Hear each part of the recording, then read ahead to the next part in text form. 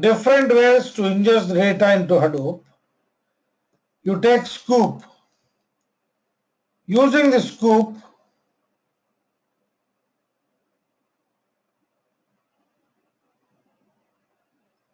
you can import the data into, because using the scoop tool, we only can do two major things. One, import, and the other one, export. Import into HDFS or Hive,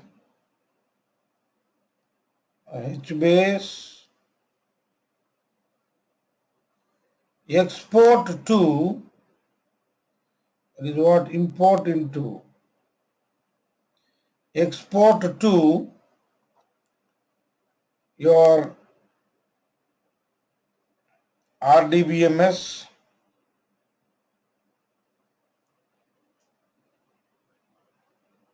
that is the only way that you can.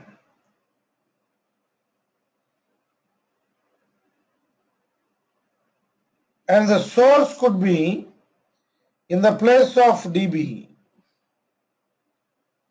Import into this one from where? From either DB or mainframes.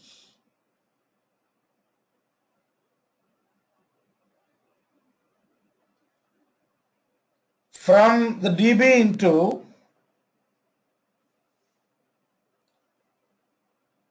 your HDFS or Hive or HBase, or mainframe into this one. Scoop can be used for, earlier a scoop we were able to use only to import or to work with your traditional RDBMS. But now you also can work with your mainframes.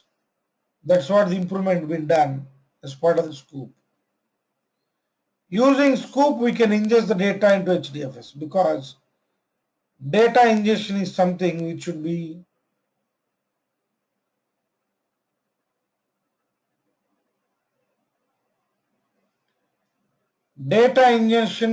continuous.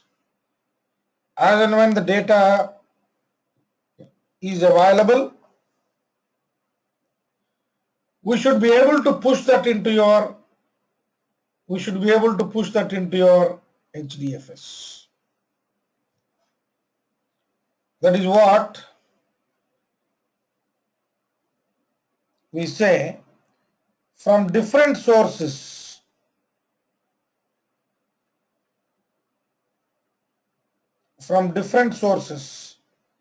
Maybe from your database management system, or maybe from weather server, whatever.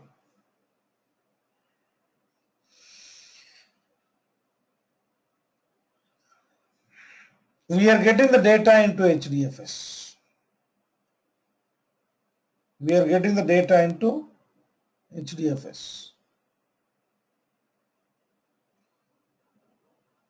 This is what we call it to be extract. Extract the required data from different sources, and then here, using your MapReduce or pig, usually we are going to transform in the way you want. Transform this data in the way you want. Then load into Hive, or using your scoop you are going to load into your traditional RDBMS. From there we are going to run the analytics. This is what my DB. From there we are going to run the analytics. Extract, transform, load. ETL. Extract, transform and load. So what your Hadoop is basically now? What your Hadoop is basically now?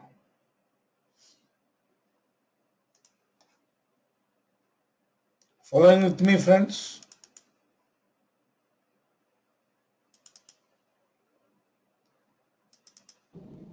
Can you repeat a question, Srini? What your Hadoop is like now? According to the discussion what we made now, what your Hadoop is?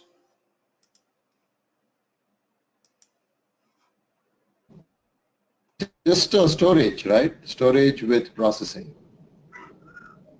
Yeah, but it is a kind of ETL. It is a kind of ETL which is going to exist beneath your existing ETL. So it is an ETL below the existing ETL. You already might have got ETL. How you have got the ETL? How you got the ETL?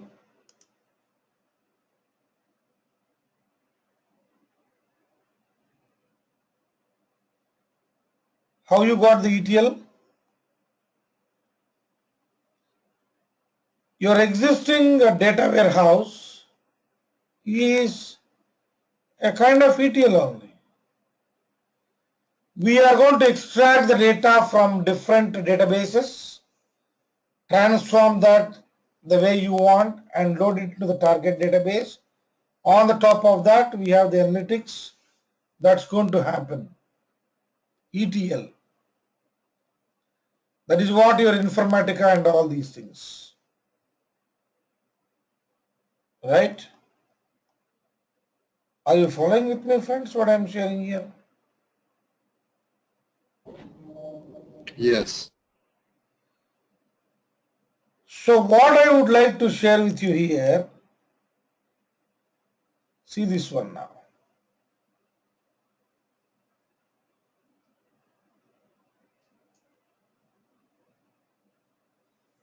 Look at this diagram closely. See what is the ultimate goal of your Hadoop. So you are setting up, you are managing and all. What is the ultimate goal of this one? That is where every time you hear the term called big data analytics, big data analytics, because analyzing the data is what the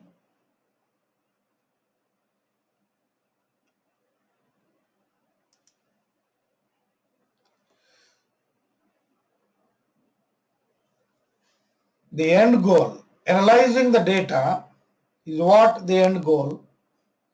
With the domain expertise, with the context, the requirement, we forecast.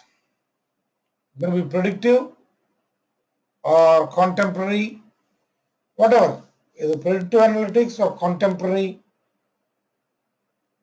or contextual. So ultimate goal is why we are holding the data is to process that one in the given context. Then on it is going to be meaningful. Otherwise, it is just raw data. Data collection, data processing, data analysis, and data execution.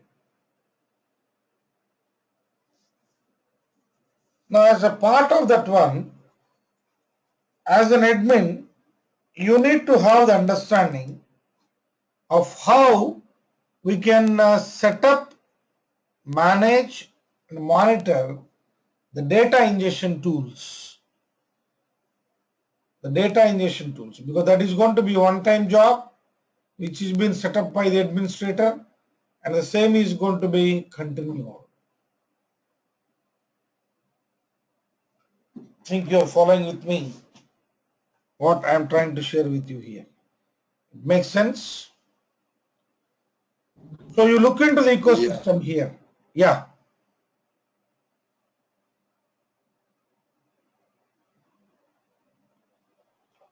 Scoop we have. Yeah, tell me, friends. Someone saying something? Yeah, so Sri, my question is, I know Scoop, you're talking about Scoop, Flume and Kafka, but how is this actually related to the configuration and administration? Is there some relation between this? Because setting up of the Flume, and of course, the Scoop command is going to be executed either through Uzi or something like that. But the Scoop 2 server, Flume and Kafka, their setup and monitoring is a responsibility of the administrator only.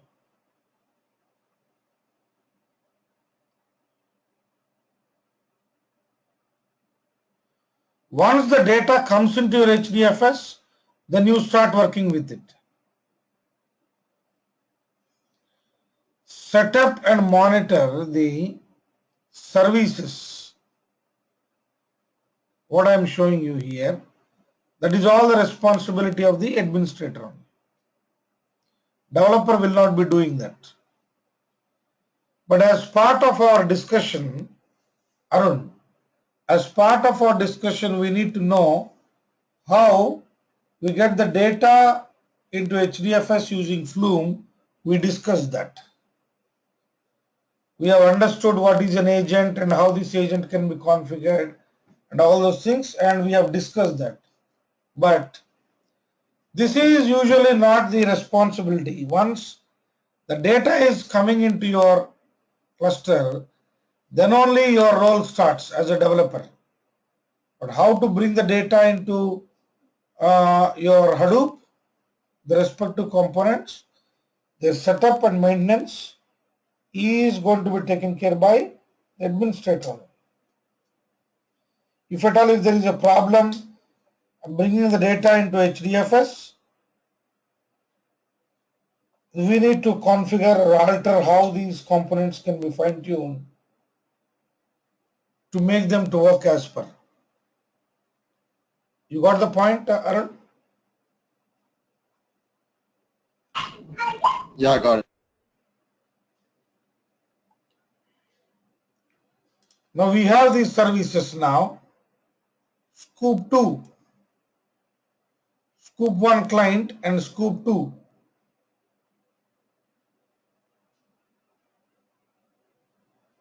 I think you see that here.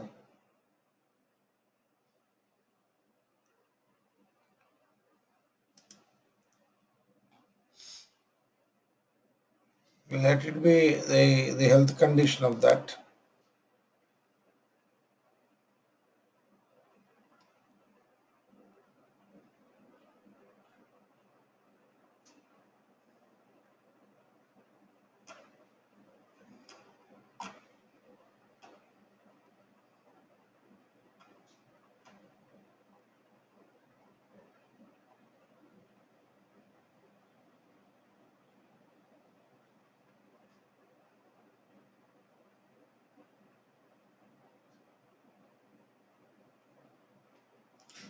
You see this one?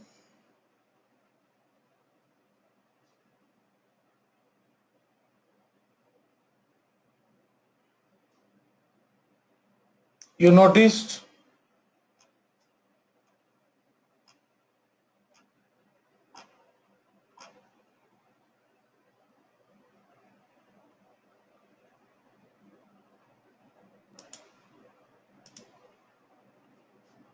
You see the configuration properties of Scoop 2.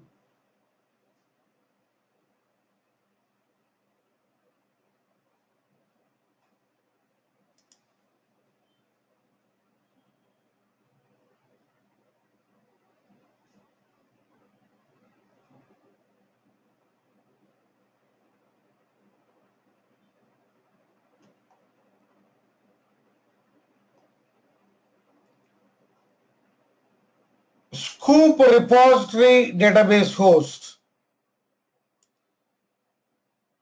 Scoop repository database type. Scoop 2 server metastore directory. You are recollecting something, which is similar to this one, friends? Yeah, the Hive also has a similar thing, right? Metastore, metadata. Absolutely. Absolutely. See, as a developer, we are working with it, but when you are setting up the cluster, where this meta stores needs to be maintained and what is the configuration of that one, whose responsibility that is.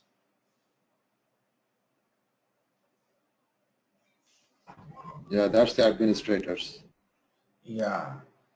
That is the reason why I was saying from the beginning, as of now, because these are being so tightly coupled, no one can claim that I am a 100% admin here. No one can claim that I am a 100% developer. So as part of your developer program, we have already discussed and learnt about how you work with Scoop and how you work with Flume. As part of that, we have learned how you can configure your agent and make it work. Because if you need to ingest the data using Flume, the only way is through the agent. And we have a Flume configuration file through which we are trying to ingest the data into your HDFS. But who is going to create that configuration file and start ingesting the data into HDFS? As we need to analyze the data using Hive or something like, we are compelled to do that one as a use case. With Flume, we are going to bring the data into HDFS and then process it initially using your MapReduce, and then with your pig, and finally with your Hive, you are going to analyze the data. That is what we have discussed as part of our use case. You remember?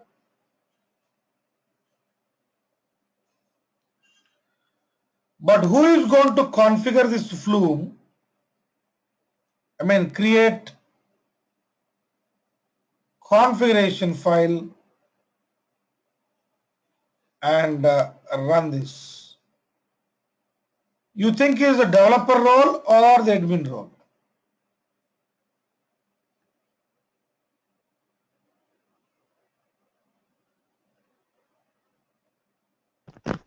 Admin. So one cannot say clearly that this is that is what the slight ambiguity that arises. You see, as part of the administration, you come across this, and in the developer part also, you will be coming across this one. So there is no clear demarcation that this is this, but if you look into this closely and clearly, this is a responsibility of the administrator actually. Maybe sometimes the developer also going to do that, but this is what the responsibility of the admin. Create this configuration file and make this configuration file to run, and when it is running, if it is encountering any out of memory kind of thing, you remember that we encountered out of memory kind of thing while running your scoop configuration file and all. Then what we did,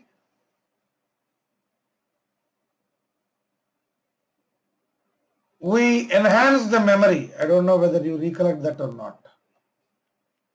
We enhanced the memory. You recollect that one, Sunil? No, Srinivas. So working with your Flume, not an issue.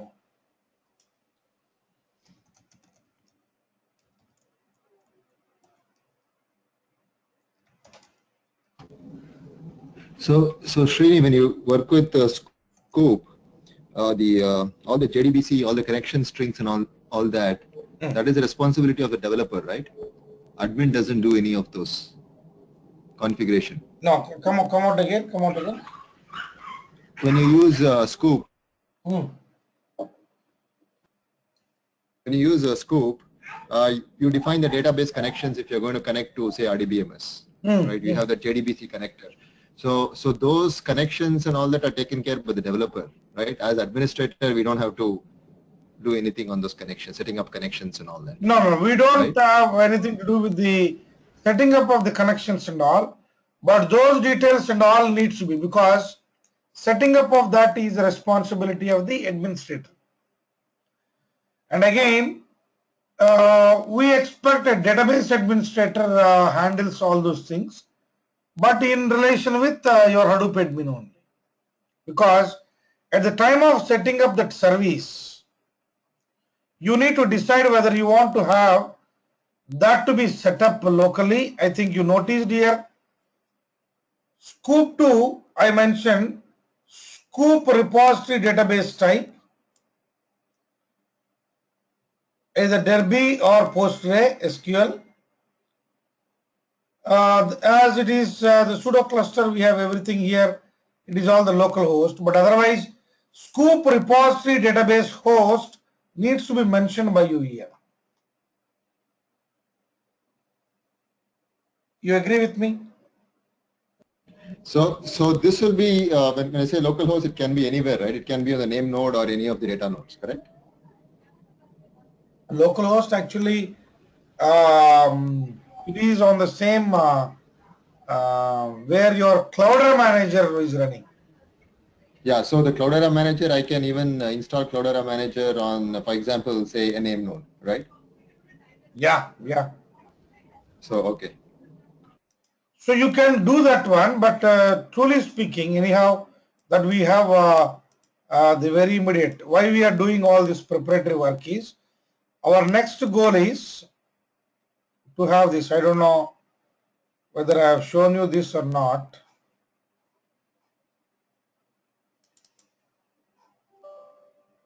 Give me a minute.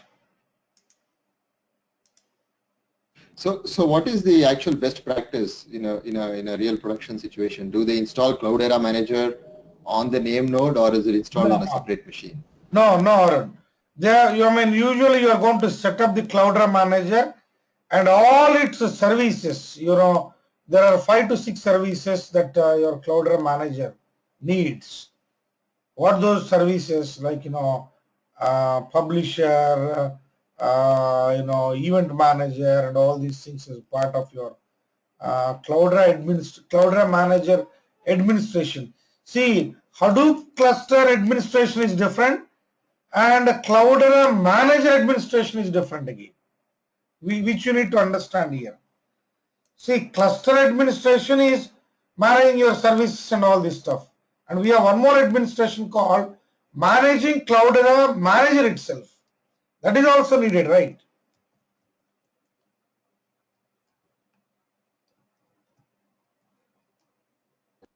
But isn't your services managed through the Cloudera manager?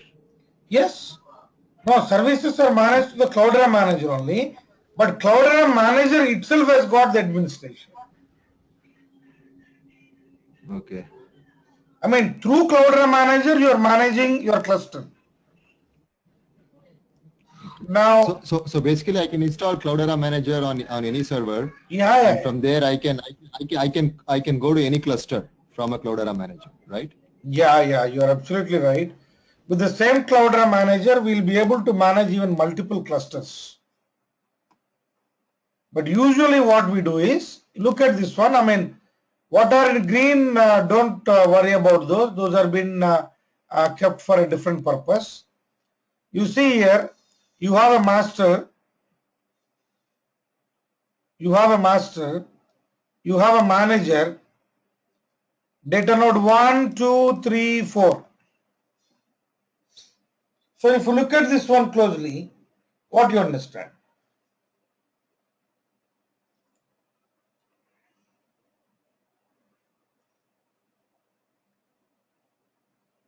So there is a separate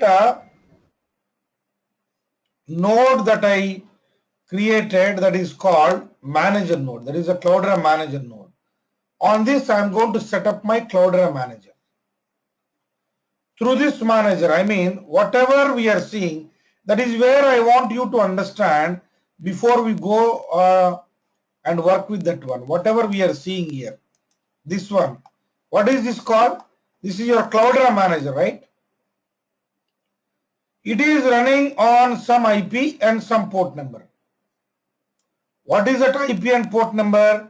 That is what I am trying to show you here. This is IP, and on this only this Cloudera manager is running. Through this manager only, we are managing the master and the 4 data nodes. So I have set up this Cloudera manager separately on a separate node. Because as part of the Cloudera manager also, we have other services. And they also... What is master in this? Master in this? What is that master node? What do you mean by saying master node? This master node, my intention of, truly speaking, I need to have 2 masters, 3 masters basically. But here I made it only 1 for the reason, both my name node and the resource manager and all, I want to set up on the master. And in one of the data nodes, I want to set up my secondary name node.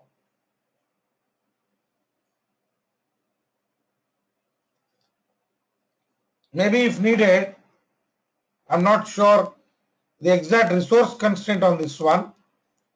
Exact resource constraint, I'm not sure.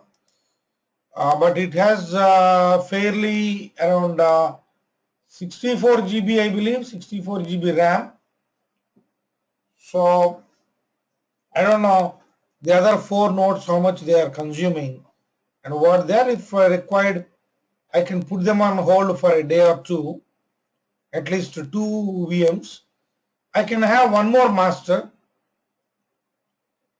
One master is for the sake of your name node and your resource manager kind of thing, that is yarn, and the other master is for your secondary name node.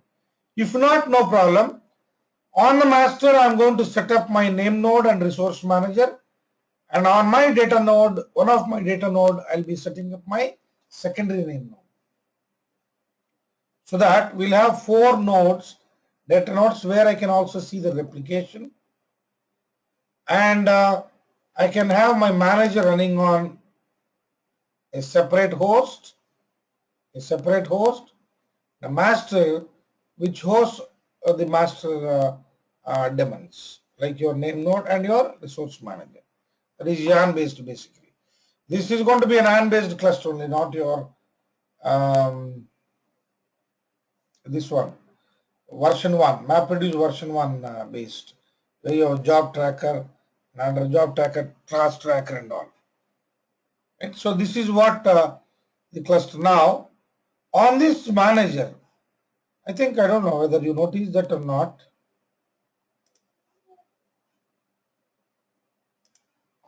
When I go over here,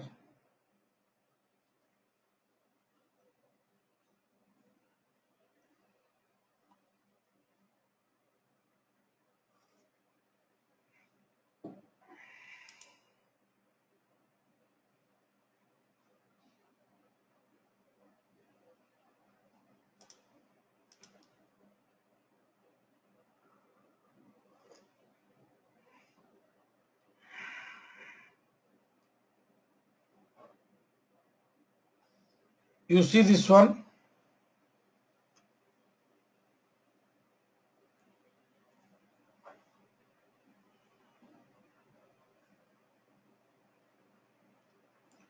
So these are the different services that are running as part of your Cloudera management. That is a Cloudera manager. Service monitor, and then your host monitor, event server, alert publisher, reports manager, and navigator metadata server. All these are the different services as part of your Cloudera management. You are getting all these graphs and all these things, right? How you are getting all these graphs and all?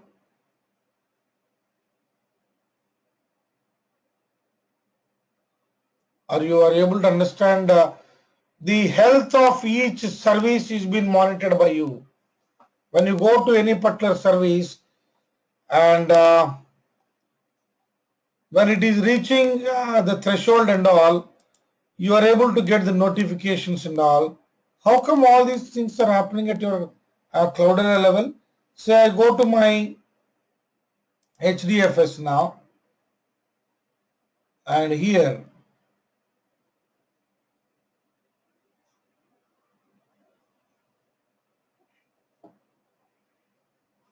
I am getting all these things. How come I am getting all these things?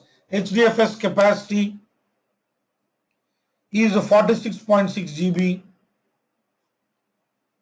Total bytes read across data nodes. Total bytes written across data nodes. Total blocks read across data nodes. So you are getting all these things, right? Acknowledgement round trip average time across. Send disk flushes, average disk flush, alerts across disk node, data nodes. Now all these things, the health, important events and alerts, all these things. From where we are getting all these graphs and these details? This is the thing that is been actually the proprietary of your Cloudera corporation, Cloudera LLC or INC, whatever it is. Cloudera, this is the one which has been developed by Cloudera only. That is what I was telling you all the times. Your HDFS, your MapRed Resource Manager and all that stuff, including Flume, Uzi, Zookeeper, whatnot, everything. That is all from the Apache only, all open source. But this one, what you are seeing here, the Cloudera management service, internally it may be using the APIs developed by open source. That's a different use case. But this is the proprietary framework of Cloudera to work with your cluster. Now I'm asking you, from where you are getting all these things? You notice that any time? We're getting all these graphs, that's fine, but from where we are getting all these things? I mean, these are all services that are running and basically sending you the information to the Cloudera manager. No, not sending. Your Cloudera management service is picking all these details. Okay. They will not be transmitted. That is the reason why I have shown you. These are the services. That is the reason why, I don't know whether you notice this or not. On every host, there should be a Cloudera management agent running, without which not possible to get all these metrics. Cloudera agent needs to be running on every host without fail. That is what you see here. When you go to your Cloudera management service, under this you have all these things. You should know this one. If you claim that you have understanding on, or you have work experience on Cloudera bundle or Cloudera cluster, then you need to know that what all the services that we have here. What services we have? You can see that here, Cloudera management service. What instances we have?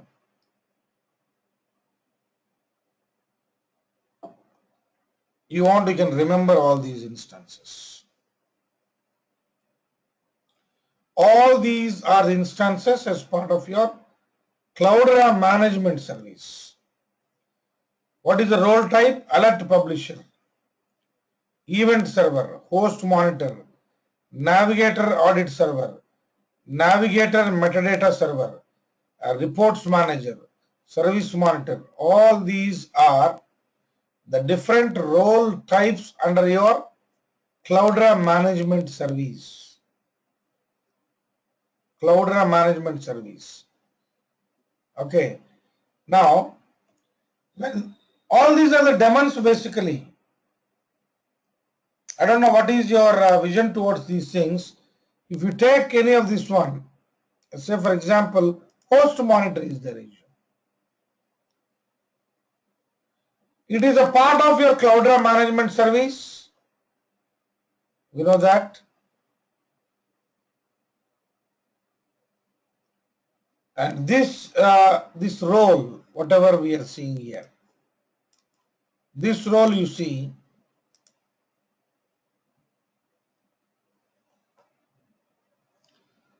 we can stop like any other service that is running on your Hadoop cluster.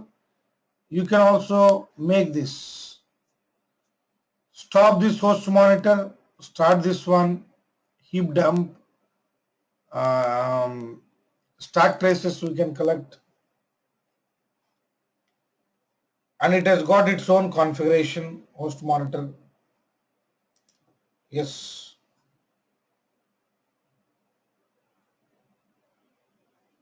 I'll show you the configuration for this one. Cloudera,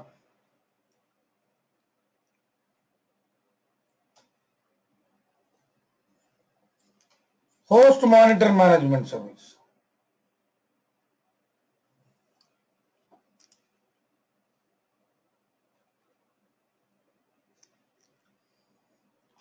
For all these host monitor data storage directory,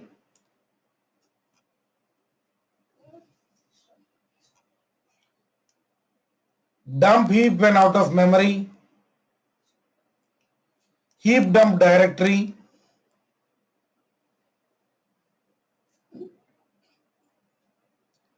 I think you understand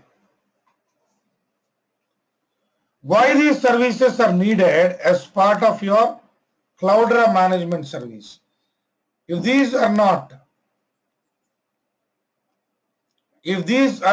there, then you will not be having the details coming from your Hadoop services. This is where we need to have the clarity. We have two types of services here. What are those? We have a ecosystem related services.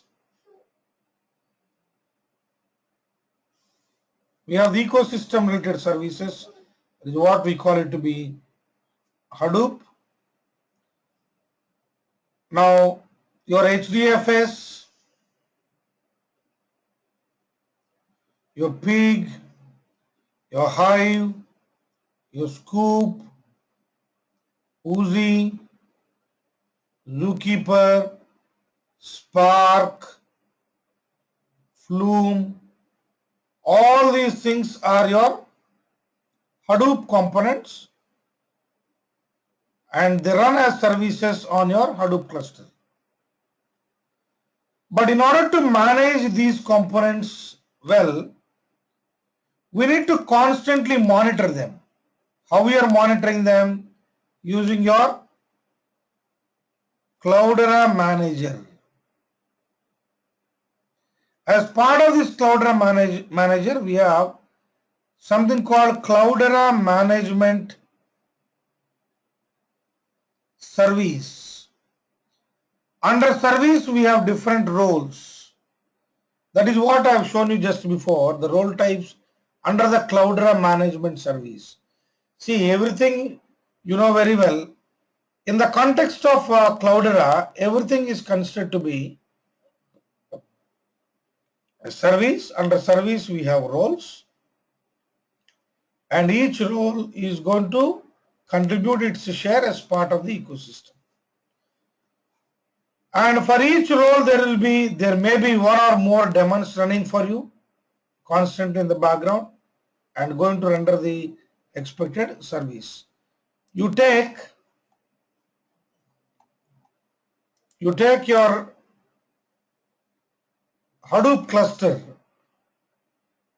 That is where we have here HDFS is considered to be one service. What all you are seeing under the cluster, they're all the services.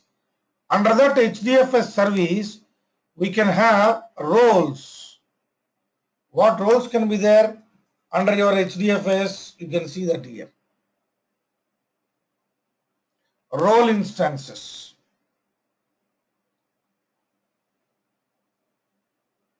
What are the role instances, friends? So as a Hadoop admin, in the context of Cloudera, every service, under that service, what role instances we have, what is the role of that role instance as part of your Cloudera or as part of your Hadoop cluster, we need to be clear. Are you following with me what I'm trying to share here, friends? So under your HDFS service, we have how many roles? 4 roles. Name node, secondary name node, data node, and balancer. The one with which you are going to balance the load on the cluster. You see closely here. On each host, there will be roles that will be running. As this being a pseudo cluster, if you see closely, all 32 rules are running on the same host, 127.0.0.1, that is configured with your quickstart.cloudera. All these are the roles. All these are the roles that we have as part of your Cloudera. And related roles or role instances forms a service, and all these services put together your cluster. These kind of clusters can be managed by your Cloudera manager, multiple in number. Multiple in number. So it is not that we only, you see here under Cloudera manager, if you go,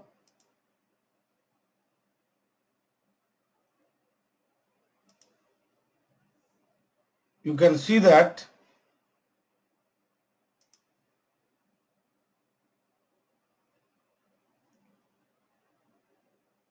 you have your, this is what the Cloudera quick start. Cloudera quick start. You see that. You can restart. I think you can see that here, friends. What is that you can do as part of your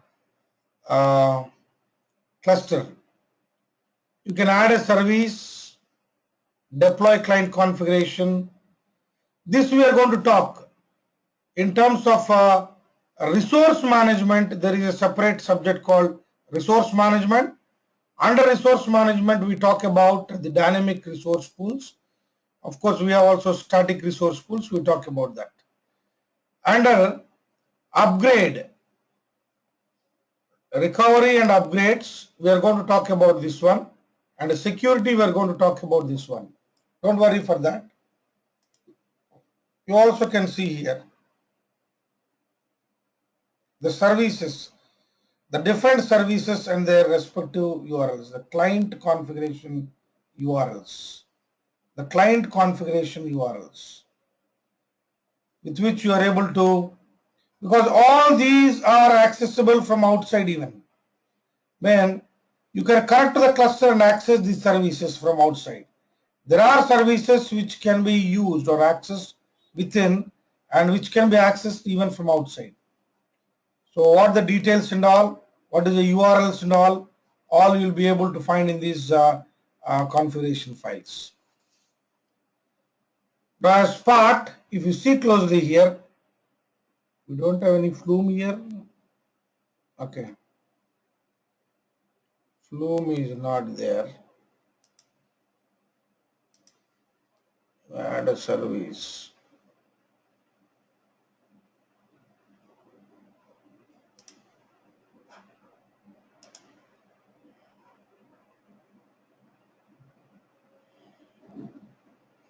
Now look at this one closely, friends.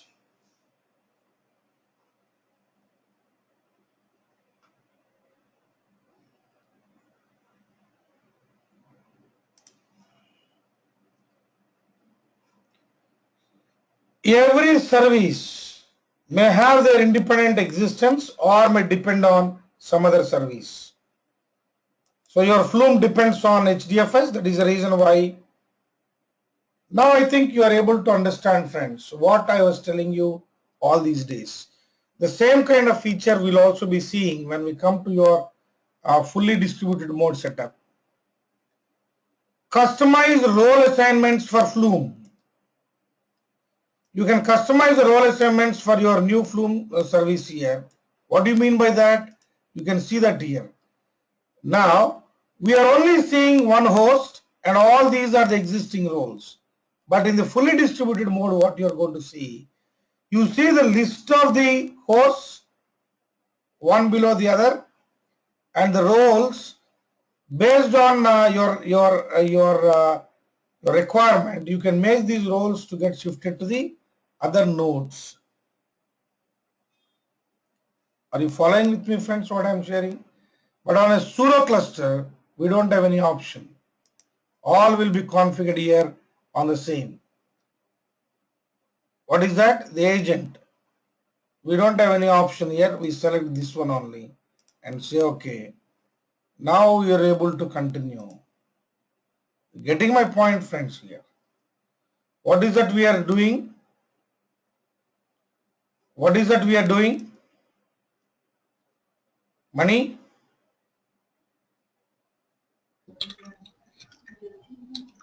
Yes, Sri. Yeah. Your new service is installed and configured on your cluster.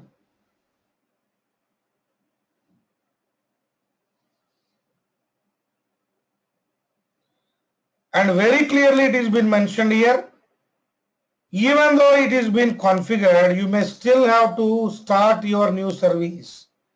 It is recommended that you restart any dependency services with outdated configurations before doing so. You can perform these actions on the main page by clicking the finish below. What is the main page here? What is the main page here? Main page is your, when you click on the Cloudera Manager, you get the cluster. That is what the main page. Let me finish. Whatever you are seeing here, this is what we call it to be the main page. You go and see, you have your, still it is showing the stale. I think you noticed, dear friends, it is in the stopped state. You go and click on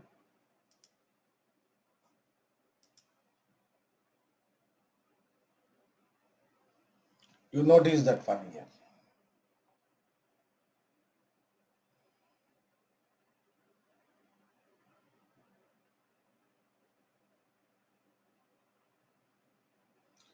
Starting one roles on this service. In terms of a service, there could be one or more roles. When you work with that service, maybe all these roles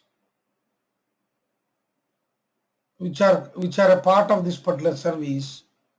Yes, now done.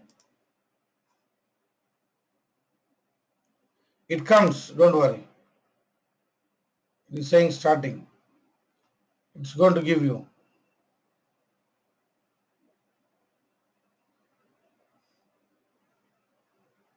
Leave for a minute or two. So what we did with this what we did? We added a service. Now we were able to add Flume service to the cluster. Now this Flume service to the cluster, whatever we have added. Now using this Flume service, we should configure a Flume agent. We should configure Flume agent and make that to run. Then it is going to ingest the data into your HDFS. So adding the service to the cluster and making it available, and then creating your Flume agent and make that agent to run. on the cluster to ingest the data into HDFS is all been taken care by the admin only. But as part of this again, you feel any customization is needed while reading the data and all, that we need to do it. That is where we have, as part of the Flume, this is actually your flume.apache.org. Flume.apache.org. If you look at that one, this is also a top level project with Apache. Flume is a distributed, reliable, available service for efficient. Now I think you understand what I mean by service. Flume is a distributed, reliable, and available service for efficiently collecting, aggregating, and moving large amounts of log data. It has a simple and a flexible architecture based on streaming data flows. You need to understand the architecture here. Now, you look at this the same. You come across something called documentation, user guide and developer guide. User guide and the developer guide. So with this you understand what is Flume basically and how you can set up. Now setting up of all these whatever, yes, creating a Flume configuration. That is Flume configuration file, and making this to run and make this. An agent is started using a shell script called FlumeNG, which is located in the bin directory of the Flume distribution. You need to specify the agent name, the config directory, and the config file on the command line.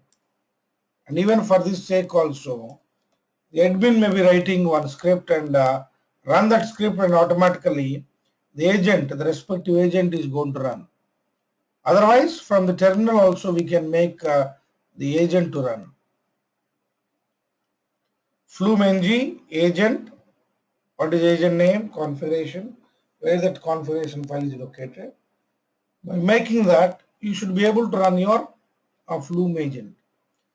But truly speaking, inside this, writing the details inside this configuration file, I think, Arun, as we have discussed as part of our developer program, it looks that these needs to be written by the developer. But now you think from this perspective, whose responsibility that is to configure this Flume agent and make it to run?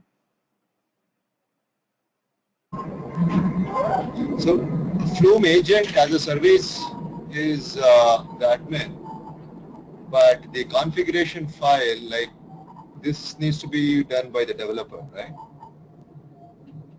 So that is where it is a mix and match. So we cannot exactly say. That is the reason why these roles are going to slightly overlap. Truly speaking, this configuration file also must be created and managed by the admin only. Where all the details required, what is a source, what is a sink, and what is a channel. If the source is a customized channel, because source and channel can be customized. I mean, as a developer, you can develop a source and a channel. There could be a specific source, specific channel, and specific sink. Then I may be taking, I don't know whether you notice that as part of your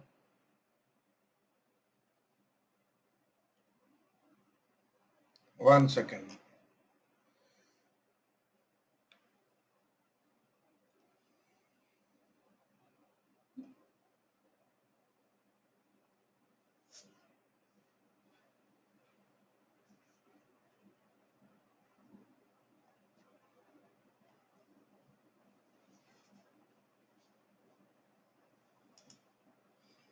See here.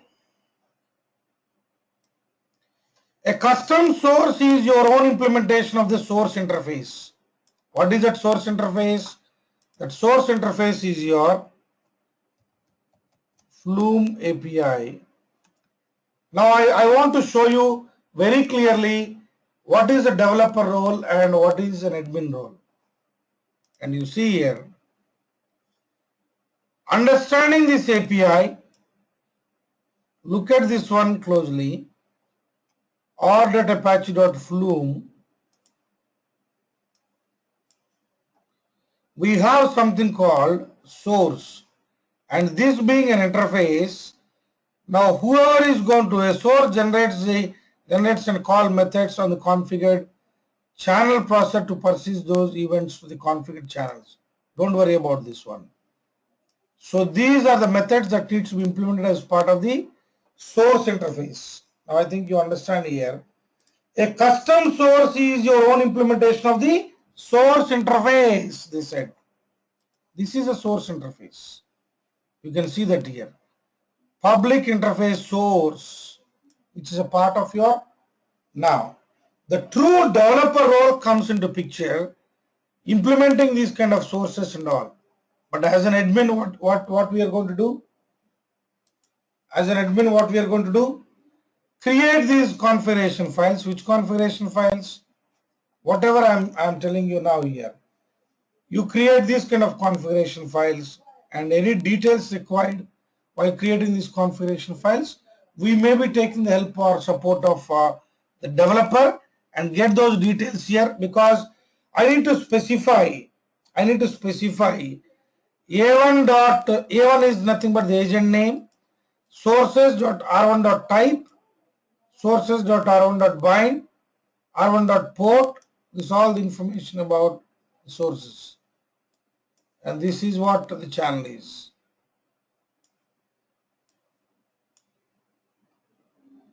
Now, look at these two things.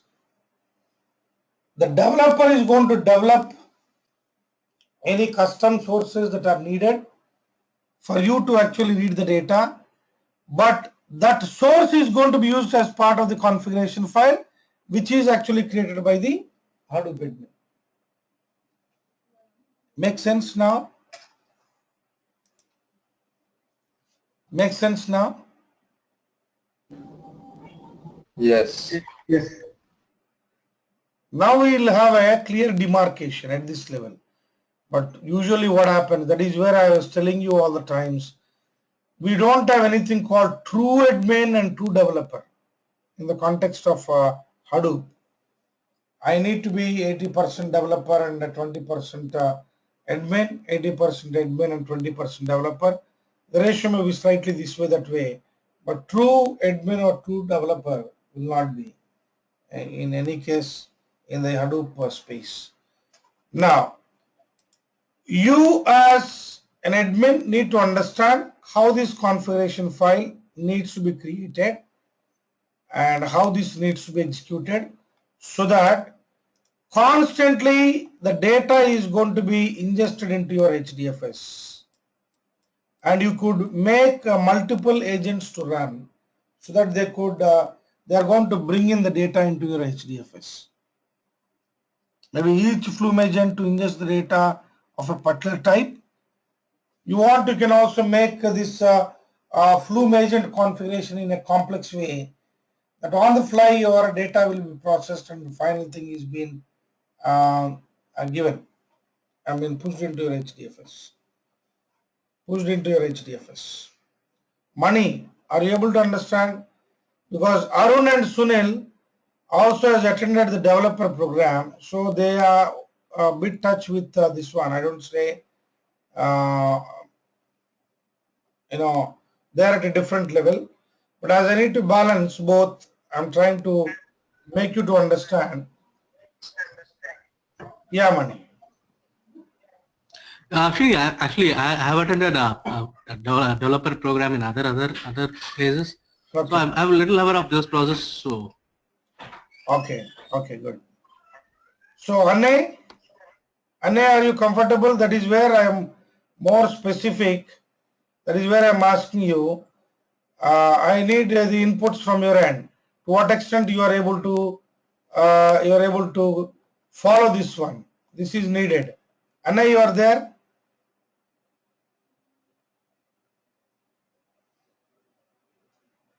I don't know she's there or not. That's fine. So if that is the case, you all definitely aware how you write this configuration file and how you run this configuration file also.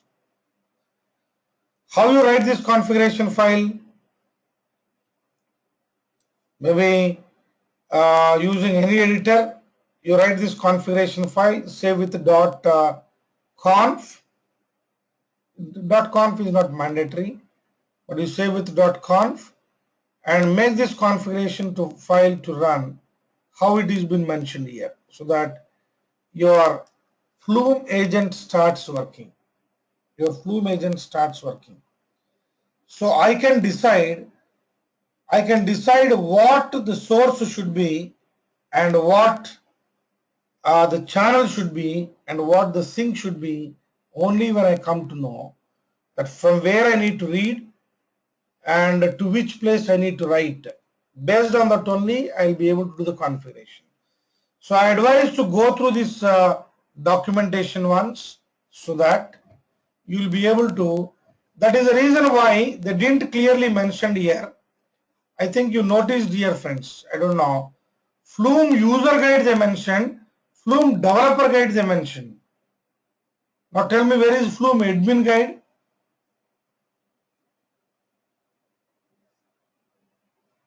At least from this you need to understand. There is no such thing called Flume admin guide here. User guide itself is admin, which means a developer will look into the same guide and as an admin also will look into the same guide. That is what I am trying to mention it to you clearly. Flume user guide is the one which is a base for the admin even, how you can create a configuration file and make it to run. So in order to make this possible or not to make this a workable thing for you, the brief thing what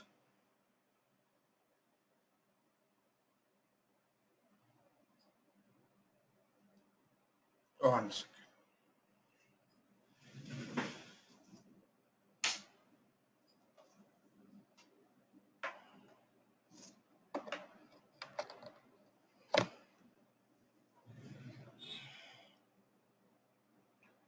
So you need to know how to configure the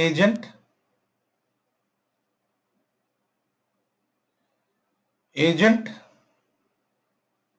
As part of the agent, we only has got three things: source, channel, and sync. From where we need to read the data, sources are clearly mentioned or given in the documentation. Follow that, friends. Channel is the one where we temporarily hold the data before it is being written to the sync. Sync is the destination. This is what from. That could be HDFS or another Flume agent. Because in the production environment, depending on your requirement, you can make multiple Flume agents to work, in relation with others to attain certain things. So as part of the agent, we are going to configure these three details. What is a source, what is a channel, and what is the sync. And it has been clearly mentioned there, different sources given there, different channels and different syncs. We only need to understand how these can be configured inside your my agent.conf. As part of this file, we are going to publish all the source, channel and sync details, and you are going to run this configuration file specifying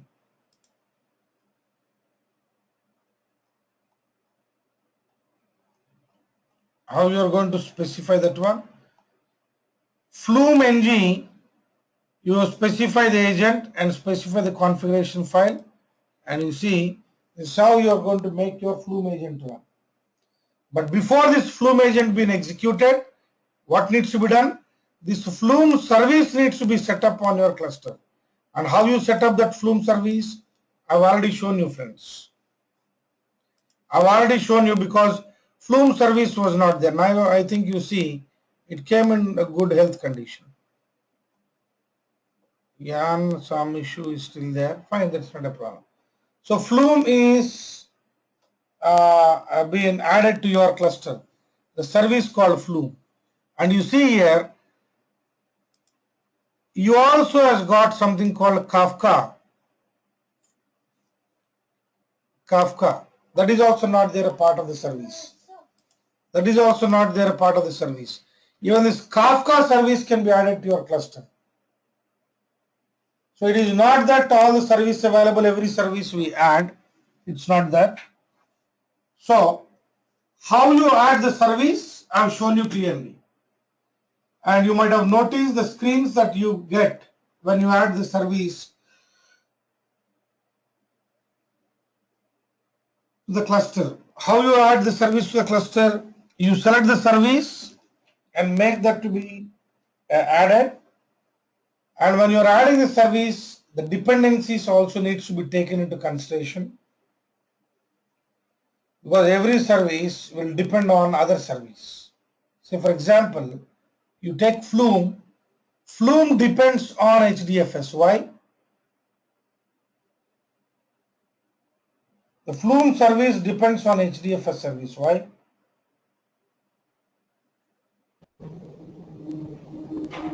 It uses HDFS for the storage, right? So it needs the HDFS service. Yeah, obviously. The ultimate, that is the reason why I explained you so in detail here. What is this called? Data ingestion mechanism. I think you noticed here different ways to ingest the data into Hadoop. One is your Flume, other one I said Kafka kind of thing. At the simplest level, we have Scoop also. Using the Scoop commands, you are able to ingest data into HDFS. Now, if I want to set up my Flume service and constantly ingest the data into HDFS, what is needed? Without HDFS, where we are going to ingest the data? That is the reason why you remember that I use the same thing. I use the same thing. What is that I used? What is that I used on the while adding that service? So Flume depends on some other service, that is the HDFS service. That is the reason why I selected HDFS. Then only I was able to go to the next one. You remember that one, Mani, Arun, and Sunil?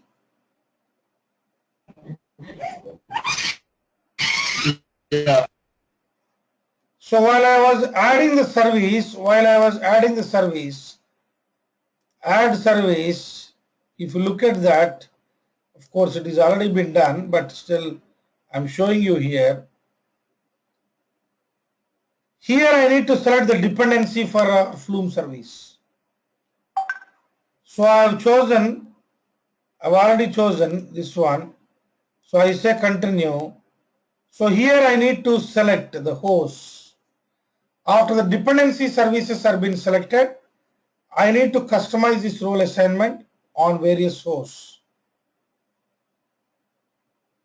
And you can see view by host. If you see, you are going to clearly understand how your roles are being set up on various hosts.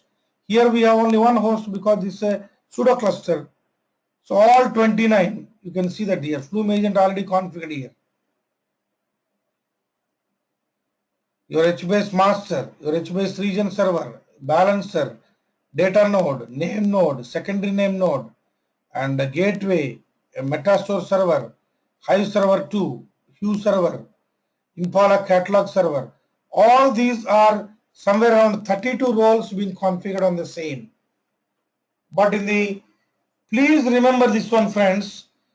When we come to the fully distributed mode setup, what I'm showing you here, using my Cloud Run Manager on my master and the data nodes, how I am going to distribute the roles which are a part of your service and make those roles run on the respective nodes under the same service, but still, why this kind of tagging is needed? All the roles belongs to the same, being kept under the same service. Their manageability is going to be easier for me. Either I can start the role, I can stop the role, that is one thing. Individually I can manage, but all similar roles under one tag, that is called your service, then it's easy for me to manage my services at the cluster level than working at the role level. Roles, all similar roles into service, and all needed service put your cluster. Now, with this entire discussion, friends, I would like to know from your end, when you are planning for a Hadoop cluster, what is that you keep in the mind? When you are planning for the cluster, you keep all services needs to be added to your cluster in advance, or on demand you are going to add the services to the cluster. What do you do?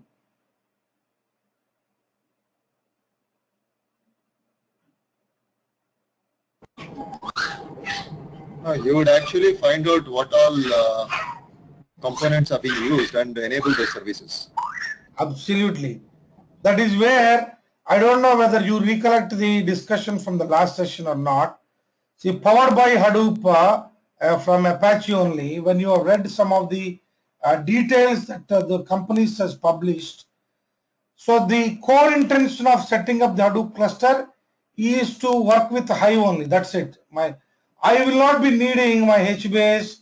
I will not be needing the other services. I only need, but in order to make your Hive service to be in existence, first of all, I need to have my HDFS and MapReduce, or HDFS and my AON. Then only I'll be able to set up my Hive. I cannot set up Hive directly. That is where I said every service has got some dependency. So you need to first make the dependency to be available. Then only you are able to set up the service what you need. So for all these things, what is the minimum service that is required? HDFS and your yarn, not your job tracker, task tracker kind of thing. It has been changed now. That is, so those services needs to be identified in advance. Only those services will be added by me as an admin. I will not be adding every service that is available to me as part of my Hadoop ecosystem. If my interest is only, say I give you one use case, when we have done the POC with Navistar, the heavy truck manufacturing company in US, when we have done the POC for them, we only set up Hadoop and Hive, that's it. Because their only intention is to load the data into, of course, they want to load the data in an automated fashion at the later stage, but they have all the data available with them. They want that to be dumped into the cluster, and that needs to be analyzed.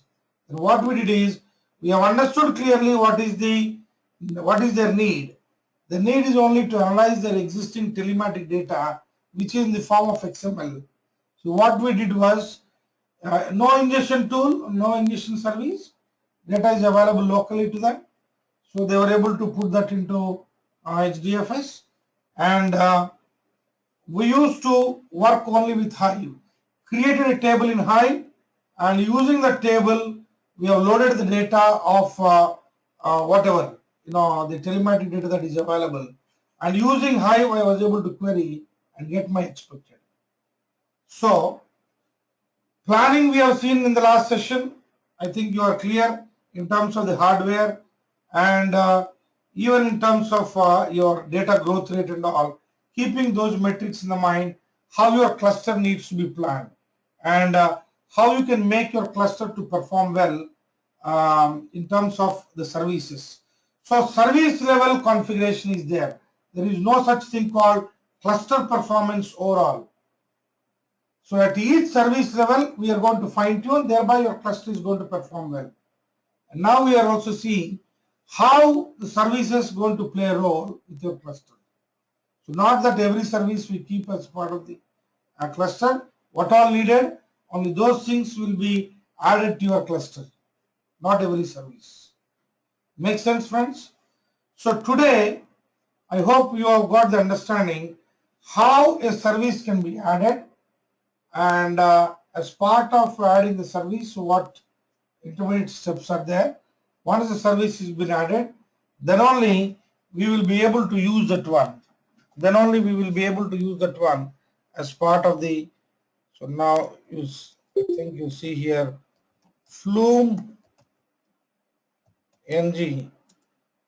You see here, when I said Flume NG, I got these options. What needs to be? What is the agent? What is the agent? What is a configuration file? And what is a host, directory name? All these details can be specified when you are running your Flume agent. And I have shown you clearly, friends, how you can make your Flume agent to be created and how you can make that to run. I have shown you. Right? Please go through the documentation, and of course, never a admin is going to completely write the configuration file until and unless the sources, channels, and the sinks are clearly defined and known. You will not be writing. So you need those details actually to make your Flume service and Flume agent up and running. Where we need to read the data, what data needs to be read, and how that needs to be maintained intermediate before it is being consumed by your sink. Once the sink writes the data properly, then I'll be discarding the data as part of the channel. Source, channel, and sink. Right? Please go through that configuration, and you have any questions on that, please let me know. I can give you a couple of configuration files so that you can go through them and get the understanding how Flume configuration can be done, can be executed. Right? We see on a fully distributed mode, I want a use case to run. On our fully distributed mode, I want the Flume agent to run on some of the node and ingest the data into my HDFS. So we run the Flume agent for 10, 15, 20 minutes, half an hour, let it ingest the data into HDFS, and then we also see the replication and how the data can be used for processing. That we'll be seeing it practically. That is the reason why we are not seeing that today. We'll be seeing it once we set up the cluster. So I think the next step is going to be how we are going to set up a fully distributed mode using all these 6 nodes. If possible, I try to keep one more master. If not, with this master only, one Cloudera manager's instance separately, one master, and 4 data nodes. So using these, how you set up the cluster, how you add the services, what we do as part of your tool setup in the production environment. That all we try to see as part of our next discussion. Make sense, friends?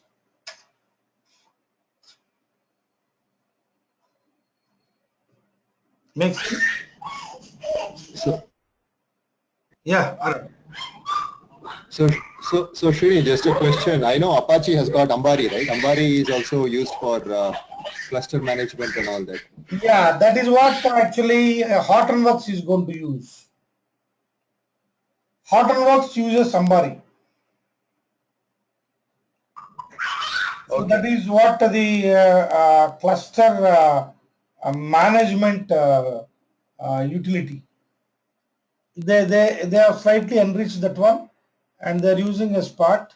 So Ambari is nothing but I cannot say exactly, but Ambari is like your Hue kind of thing, but not exactly like your Cloudera manager kind of thing. So it sits in between. Arun, it sits in between. Okay. It is not exactly like you, not exactly like your Cloud Run manager. It sits in between.